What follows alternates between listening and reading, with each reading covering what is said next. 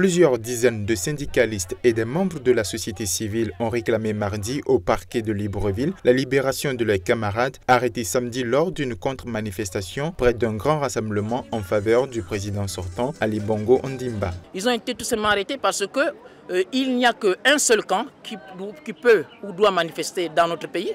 Tous ceux qui sont avec le candidat président Ali, ceux-là peuvent entreprendre n'importe quelle manifestation. Ces manifestations sont autorisées.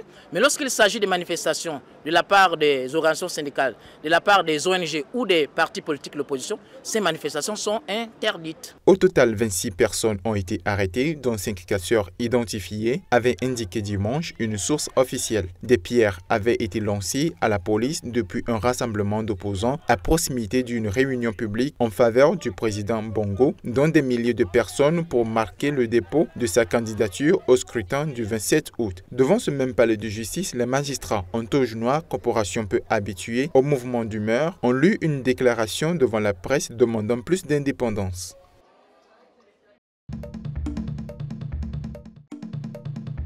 Le général Jean Bayot, de la mission de l'ONU en République démocratique du Congo, appelle à reconnaître les progrès de l'armée congolaise après un an d'une brouille entre l'ONU et Kinshasa. Aujourd'hui, dans le respect des principes que l'ONU nous impose pour apporter soutien à toute force dans le monde, ça c'est une réalité, nous sommes vraiment sûrs qu'en appuyant les FARDC, nous engageons des bons processus. Puisqu'il ne s'agit pas de se substituer, il n'y a même pas besoin de se substituer parce qu'ils ont la volonté.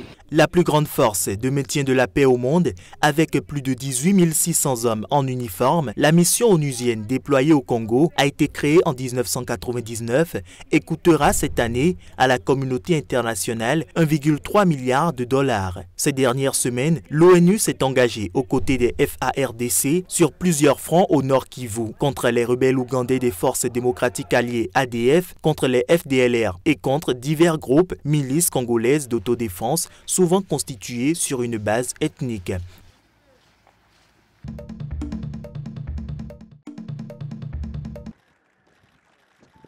Le prix Nobel de la paix Malala Yousafzai a passé son 19e anniversaire à Dadaab, le plus grand camp de réfugiés du Kenya, afin d'attirer l'attention sur la crise mondiale des réfugiés.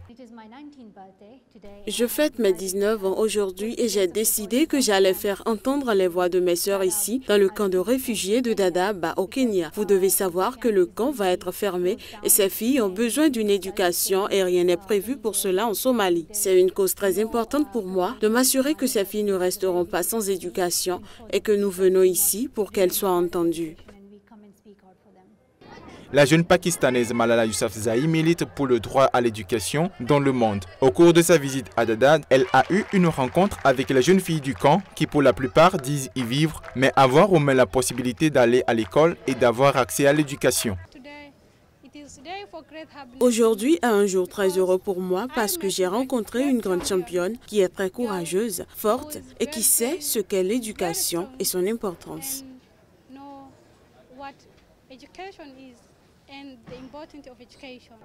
Le 12 juillet 2013, le jour de ses 16 ans, Malala a lancé à l'ONU un vibrant appel à l'éducation pour tous les enfants. Nos livres et nos stylos sont nos armes les plus puissantes. Un enseignant, un livre, un stylo peuvent changer le monde, avait-elle déclaré ce jour-là devant les grands de ce monde.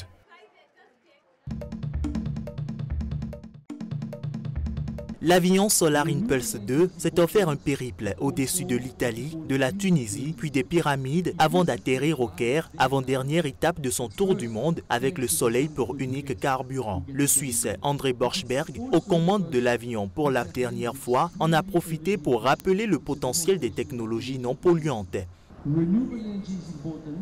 Les énergies renouvelables sont importantes, mais aussi les technologies propres. Car si cet avion est capable de voler jour et nuit, c'est d'abord grâce au soleil dont nous disposons tous les jours, mais aussi parce que cet avion est extrêmement économe en énergie. C'est une démonstration à propos de l'efficacité énergétique et c'est le message que nous voulons promouvoir. La cabine du Solar Impulse 2, équipée de bouteilles d'oxygène pour permettre aux pilotes de respirer, n'est pas pressurisée. Le cockpit est toutefois recouvert d'une mousse isolante pour atténuer les températures extrêmes en vol entre plus de 40 et moins de 40 degrés Celsius. À sa descente de l'avion, il a été accueilli par les applaudissements de son équipe qui l'attendait au sol, embrassant son compatriote Bertrand Piccard, avec qui il pilote en alternance le Solar Impulse 2 depuis plus d'1 an.